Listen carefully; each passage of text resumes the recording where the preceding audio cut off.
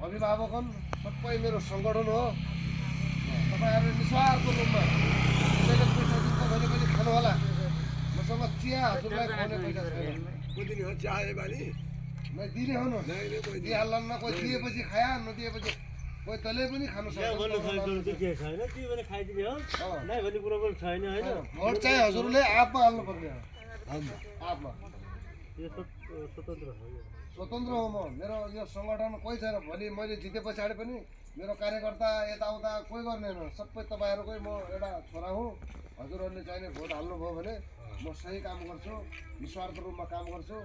अहिले म धेरै पैसा खर्च गरेर चुनाव लडेपछि भोलि भ्रष्टाचार गर्नुपर्छ। म त्यही भएर एकजना सहयोगीलाई मात्रै लिएर हिँडेको छु।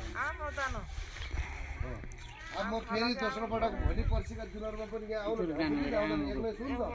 21 वडामा जानु छ। यो जाने क्रममा तपाईँहरूको चाहिने म भ्याउँछु कि भ्याउँदैन फेरि आएन भनेर नसोच्नु। म यही गाउँघरमा हिँडिरहेको मान्छे यहाँको सबै यसो थाहा छ।